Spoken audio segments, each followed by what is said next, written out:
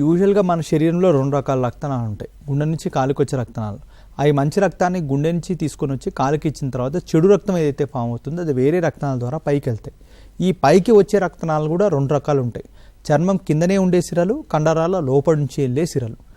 యూజువల్గా మన శరీరంలో ఏమవుతుందంటే కాలు నుంచి గుండె వైపు రక్తం వెళ్ళే క్రమంలో చర్మం కిందనే ఉండే సిరల ద్వారా రక్తం కండరాల లోపల చెల్లే రక్తనాళాల్లోకి వెళ్ళి అక్కడి నుంచి గుండె వైపు వెళ్తుంది. అంటే చర్మం కిందనే ఉండే సిరల్లోంచి లోతైన సిరల్లోకి రక్తం వెళ్తుంది. కానీ లోతైన సిరల్లోంచి ఎప్పుడూ చర్మం కిందనే ఉండే రక్తనాళాల్లోకి రక్తం బ్యాక్ ఫ్లో కాదు, ఓన్లీ యూనిడైరెక్షనల్ ఫ్లో. అంటే ఓన్లీ చర్మం కిందనే ఉండే రక్తనాళాల్లోంచి మన లోతైన రక్తనాళంలోకి రక్తం వెళ్తుంది. దానికి వెళ్ళడానికే మనకు వాల్వ్స్ అంటాం, అంటే డోర్స్ లాగా ఉంటాయి రెండింటిని కనెక్ట్ చేసి. సో యూనిడైరెక్షనల్ వేగా ఓపెన్ అయ్యి ఓన్లీ రక్తాన్ని చర్మం కిందనే ఉండే రక్తనాళాల నుంచి కండరాల లోపల నుంచి వెళ్ళే రక్తనాళాలకు అది ఓపెన్ చేస్తాయి.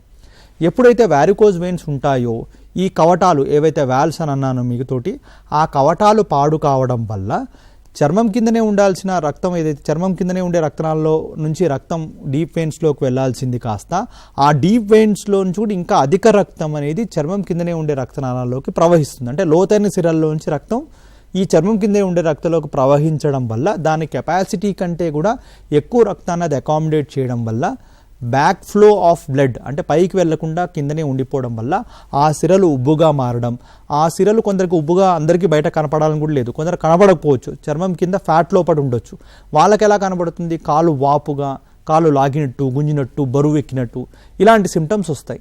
ఇవి ఇంకా పెరిగినప్పుడు ఏమవుతుంది? కాలు నల్లగా మారి అక్కడ గాయాలు వచ్చే అవకాశం, ఇచ్చింగ్ సెన్సేషన్స్, ఎప్పుడైనా ఎక్కువ గోకితే ఆ సిరల దగ్గర నుంచి రక్తం కూడా కారే అవకాశం ఉంటుంది. ఇది వారికోజ్ వెయిన్స్ అంటాం. అదే ఒకవేళ లోతైన సిరల్లో రక్తం గడ్డగట్టుకొని ఉంటే దానివల్ల ఏమైపోతుంది? దాన్ని మనం డీప్ వెయిన్ థ్రాంబోసిస్ అంటాం. 2 సపరేట్ సమస్యలు, 2 ఒక సమస్యలు కావు. కానీ డీప్ వెయిన్ థ్రాంబోసిస్ వచ్చినప్పుడు ఏమైపోతుందంటే లోతైన సిరల్లో రక్తం గడ్డగట్టుకొని ఉండడం వల్ల ఓన్లీ చర్మం కిందనే ఉండే రక్తనాళాలు మటుకే ఈ రక్తాన్ని కాలు నుంచి గుండె వైపు తీసుకొని వెళ్ళాలి. ఆ క్రమంలో ఇద్దరు చేయాల్సిన పని ఒక రకమైన రక్తనాళమే చేయడం వల్ల అది కొన్ని రోజుల తర్వాత అలిసిపోయి అవి కూడా పాడయ్యే అవకాశం ఉంటుంది. ఆ పాడయ్యేదాన్ని మనం వారికోజ్ వెయిన్స్ అంటాం. అంటే కొందరు పేషెంట్స్కి ప్రీవియస్గా డీవీటీ ఉండడం వల్ల in future varicose veins related symptoms ఎక్కువగా వచ్చి దాని ద్వారా దాని యొక్క ఆఫ్టర్ ఎఫెక్ట్స్ అంటాం. అంటే పోస్ట్ థ్రాంబోటిక్ సిండ్రోమ్ అని ఆ లెగ్ పాడైపోయి కాళ్ళు నల్లగా మారి అక్కడ గాయాలు వచ్చే అవకాశాలు ఉంటాయి.